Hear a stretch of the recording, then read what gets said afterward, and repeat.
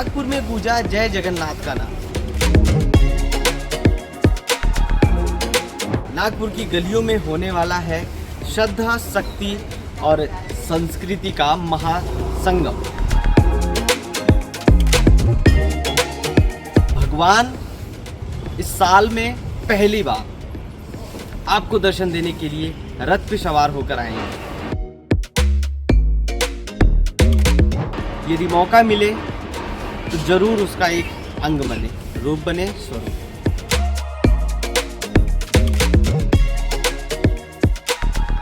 नमस्कार, मैं हूं पीयूष तिवारी और आप देख रहे हैं नवभारत लाइव। आज हमारे साथ एक ऐसे व्यक्ति हैं जिन्हें मैं सनातन से जोड़ सकता हूं, जिन्हें मैं आर्यवर्त के उस काल से जोड़ सकता हूं, जिन्हें मैं 5000 साल पूर्व द्वापर युग से जोड़ सकता हूं। आज हम नागपुर में मौजूद हैं और कल जो है यहाँ पे भव्य जगन्नाथ यात्रा निकलने वाला है। प्रभु जी से हम इससे बात करेंगे, ये बताएंगे हमें कि क्या क्या चीज़ें कल होंगी, क्यों होंगी, कब से हो रही हैं, क्यों किया जा रहा है। बहुत बहुत स्वागत है नवभारत लाइव में। हरे कृष्ण। कैसे हैं? ठीक है प्रभु जी, कल जगन्नाथ यात्रा है। सबसे पहले सवाल हमारा ये है कि लोग कहते हैं कि कृष्ण जी को 5000 साल पूर्व जब वो वृंदावन से मथुरा चले गए थे, फिर वहाँ से उनको लाने के लिए गोपियों ने इस रथ का प्रयोग किया था। वहाँ पे बिठा के खुद अपने हाथों से रस्सी खींचकर उन्हें वृंदावन ले आए थे। लेकिन प्रभु जी, ये कृष्ण जी को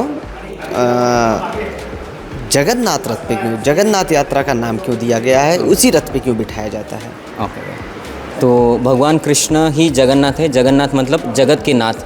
अगर आप शास्त्रों में देखेंगे तो पूरे शास्त्रों का सार है कि भगवान कृष्ण ही भगवान है। हालांकि लोग अलग अलग देवी देवताओं के सामने भी भगवान लगाते हैं, लेकिन जैसे आप भगवद गीता में देखेंगे तो जब कृष्ण बोलते हैं तो आता है भगवान वाचा, श्री भगवान वाचा।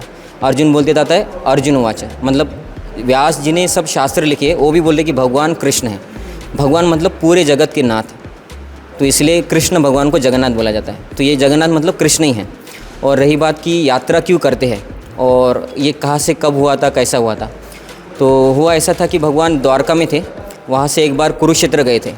और जब भगवान कुरुक्षेत्र गए थे तो भगवान द्वारका से कुरुक्षेत्र गए और मथुरा वृंदावन से भी सभी ब्रजवासी कृष्ण भगवान को देखने आए थे।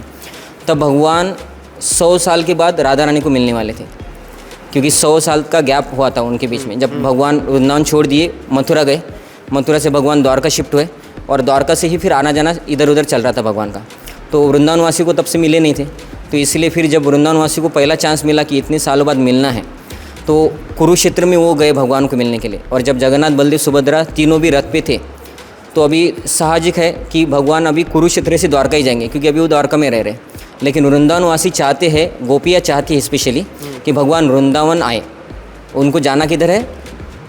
द्वारका। हाँ। लेकिन व्रजवासी चाहते कि वृंदावन आए।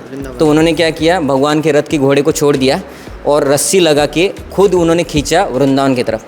तो उसी भाव को जगन्नाथपुरी में हम करते हैं। तो वो भाव क्या है कि भगवान है कुरुक्षेत्र में, लेकिन उनको लाना है वृंदावन में। लेकिन उसका आंतरिक भाव ये है कि भगवान बाहर है, उनको खींच के हमारे हृदय में लाना है। तो ये जगन्नाथ मतलब भगवान कृष्ण, और ये भगवान को खींचना मतलब उनको वृंदावन, हमारे हृदय में लाना। ऐसा ही इसके पीछे का भाव है। और ये जगन्नाथ रथ यात्रा उड़ीसा में होती थी पहले, लेकिन हमारे इस्कॉन के फाउंडर आचार्य है एसी भक्तिवेदांत स्वामी श्रील प्रभुपाद। तो पहले जगन्नाथ जी इंडिया नाथ थे, भारत नाथ, लेकिन प्रभुपाद जी ने उनको पूरे जगत में अभी रथ यात्रा बना रहे हैं। तो पूरे जगत के नाथ तो प्रभुपाद जी ने बनाया उनको, हम ऐसा भी बोल सकते हैं, क्योंकि पहले भारत में ही बस रथ यात्रा होता था। तो इसके पीछे का भाव ये है कि भगवान को हमारे हृदय में लाना या वृंदावन की तरफ खींचना। मतलब होता भारत में था, लेकिन हम उनको मानते हैं जगत के नाथ हैं। हाँ। अच्छा, ठीक है। अब हमारा दूसरा सवाल ये है कि जगन्नाथ यात्रा जो है हमारी कृष्ण जी को लेके जाती थी मथुरा।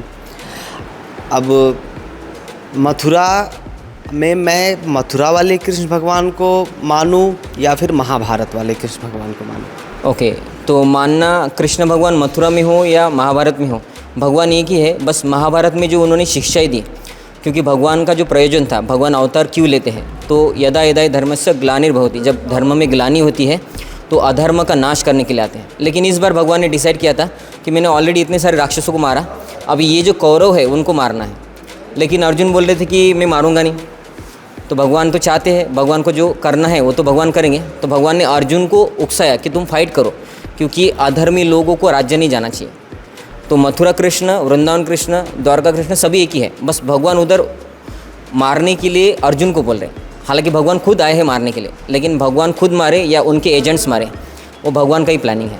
तो भगवान एक ही है और उनका जो श्रेय है। कभी कभार ऐसा कन्फ्यूज़न होता है ना, मैं खुद कंफ्यूज रहता हूँ कि मैं कृष्ण जी को जब सोचता हूँ, आत्मचिंतन करता हूँ कृष्ण जी को, तो मुझे वो कृष्ण जी याद आते हैं जो बाल स्वरूप में अपना लीला करा करते थे। और जब मैं इस पड़ाव पे आता हूँ कि अब क्या करना है, कहीं फंस जाता हूँ, तो मुझे वो कृष्ण जी याद आते हैं जो महाभारत में ज्ञान की बातें करते थे। ओके, तो वो अच्छा है कि हम, आप जो बोल रहे कि बचपन वाले भगवान कृष्ण की याद अच्छी आती है, तो क्योंकि भगवान का वो जो स्वरूप था उसमें उन्होंने बहुत अच्छी सी लीलाएं की, इसलिए हमें वो बहुत अच्छा लगता है। और जब हम किसी बच्चे को देखते हैं तो हमारा मन और आकर्षित होता है, इसलिए वो ऐसा लगता है।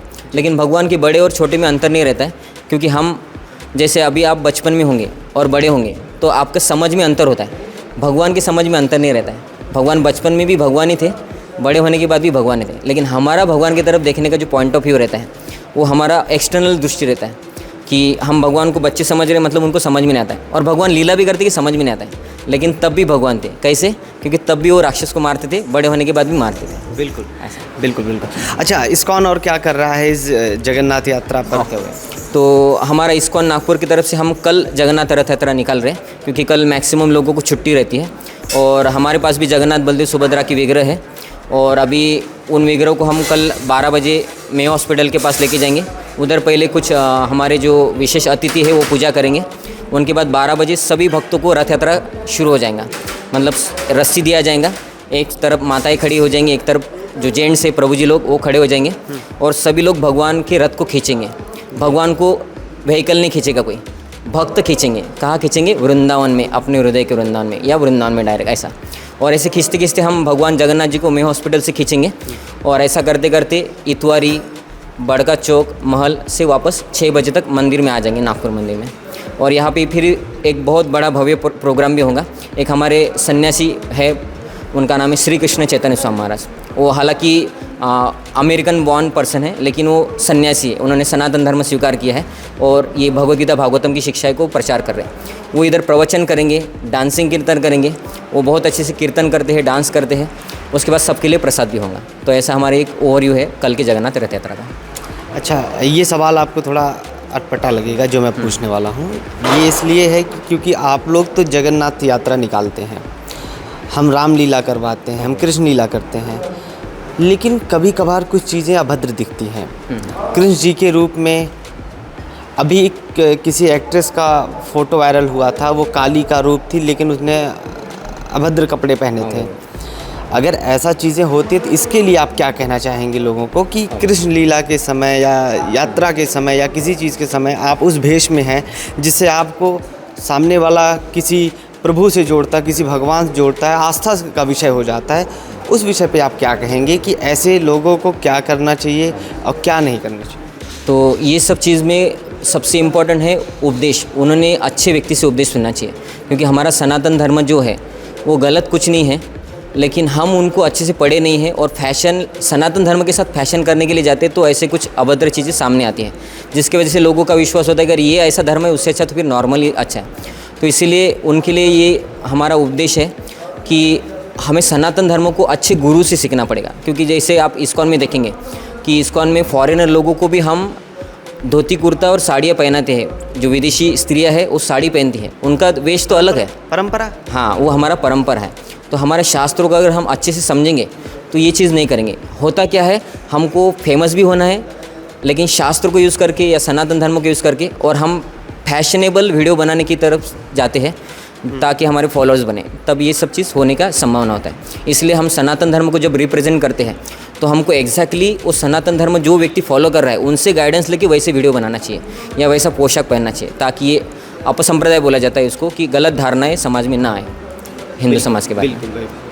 तो और प्रभु जी कल इस यात्रा में क्या क्या चीज़ें होने वाली हैं? कुछ चीज़ें जैसे ऐसे कौन हैं जो नहीं आ रहे हैं, कौन हैं जो आ रहे हैं, क्या भंडारे का क्या प्रोग्राम है यहाँ पे? क्योंकि लोग तो बच्चे, हम जैसे बच्चे तो प्रभु जी के चरण में तो भंडारे ही खाने लगभग समझिए आएंगे।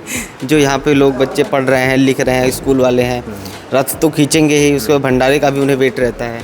तो हमारा जो फेस्टिवल होता है सनातन धर्म, वो हमारे सभी इंद्रियों को आकर्षित करने वाले और आनंद देने वाले होते हैं। तो आपने जैसा बोला प्रसाद भंडारा रहेगा, तो भंडारा नो डाउट, जब भगवान जगन्नाथ की बात आती है तो जगन्नाथ भगवान फेमस है 56 भोग खाने के लिए। बिल्कुल। तो भगवान जगन्नाथ जैसे 56 भोग खाने के लिए फेमस है, तो उनकी रथ यात्रा का भी एक महत्व रहता है कि जब भगवान चलते हैं तो हज़ारों पैकेट्स हम लोगों को बांटते हैं। मतलब आप 100 कदम चलेंगे तब तक 1000 पैकेट हमारे बांटना ख़त्म हो जाता है। ऐसा हमने 3000 से भी ज़्यादा लोगों के लिए प्रसाद बनाया है। तो रास्ते में भी बहुत सारा प्रसाद डिस्ट्रीब्यूशन होता रहेगा। मतलब इनके जो है सभी इंद्रियों का ध्यान रखते हुए। तो उसमें कीर्तन होगा, तो जिन लोगों को कीर्तन, डांसिंग कीर्तन अच्छा लगता है, म्यूज़िक अच्छा लगता है, वो डांसिंग कीर्तन करेंगे। जिन लोगों को खींचना अच्छा लगता है वो खींचेंगे। जिन लोगों को दर्शन अच्छा लगता है वो दर्शन करेंगे। हमारे इसमें ग्रुप रहता है, एक लेडीज़ का ग्रुप रहता है, उसको बोलते हैं IGF, जो तरुण स्त्रियाँ रहती है ऐसा, और एक रहता है IYF, मतलब तरुण पुरुष। तो तरुण पुरुष के ग्रुप में नाचेंगे बहुत ज़ोर से, जैसे शादी में लोग नाचते वैसे भगवान के कीर्तन में नाचेंगे। और स्त्रियाँ अलग अलग वेश धारण करेंगे, कोई कृष्ण बनेंगे, कोई गोपी बनेंगे, वो भी उधर रासलीला जैसा डांस करते करते खींचेंगे। तो ऐसे इंद्रियों को भी संतुष्ट करते हैं। और रहा खाना पीने का, तो पूरे रथ यात्रा में हम प्रसाद बांटते हैं। अलग अलग भक्त है, इसमें मुसलमान भी इंक्लूड है। हमारे मुसलमान भाई है, वो भी भगवान जगन्नाथ जी के भक्त है, वो भी भगवान को वेलकम करते हैं, प्रसाद बांटते हैं। इसका थोड़ा हमें कंसेप्ट क्लियर नहीं हो रहा है। तो भगवान जगन्नाथ है ना, जगन्नाथ है मतलब पूरे जगत के। वो तो इस्लाम धारण करने वाले, इस्लाम मानने वाले व्यक्ति जगन्नाथ जी को कैसे तो फेथ के ऊपर डिपेंड है कि हिंदू व्यक्ति भी कभी कभी मुस्लिम धर्म की तरफ आकर्षित हो जाता है कुछ बातों की वजह से। तो वैसे ये कुछ मुस्लिम लोग हैं जो भगवान जगन्नाथ जी की महिमा को जानते हैं और जगन्नाथ जी को वेलकम करते हैं, उनकी आरती उतारते हैं, प्रसाद बांटते हैं। तो ऐसे भी कुछ लोग हैं हमारे हिंदू भाई के साथ मुसलमान भाई भी, जो भगवान की पूजा करते हैं, तो वो भी उसमें शामिल होते हैं, वो भी प्रसाद बांटते हैं। बिल्कुल बिल्कुल। तो प्रभु जी आपका बहुत बहुत धन्यवाद, आप हमसे जुड़े और सारी चीज़ें हमें एक विस्तार पूर्वक चीज़ें समझाई, हमारे दर्शक को बताई। तो आप भी तैयार हो जाइए जगन्नाथ यात्रा के लिए, क्योंकि कल आपको मंदिर नहीं आना पड़ेगा, प्रभु खुद बाहर निकल के आपको दर्शन देंगे अपनी यात्रा में। और ये एक अनोखा पल होता है। उड़ीसा के जगन्नाथपुरी के नाम से ये जगन्नाथ यात्रा रहेगा, जिसमें शुरुआत में मैंने बताया आपको कि ये 5000 साल पूर्व की इसकी जो कहानी थी, प्रभु जी ने भी आपको सारी चीज़ें बताई। लेकिन आपको क्या लगता है कि इस यात्रा में कितने लोग सम्मिलित होंगे, या आप कितने भीड़ लेके आ रहे हैं, ये आपके ऊपर डिपेंड है। यदि आप नागपुर से हैं या आप भारत के कहीं से भी हैं, तो कृपया करके आप जो है इस यात्रा में शामिल हों। बहुत बहुत धन्यवाद। हरे कृष्ण।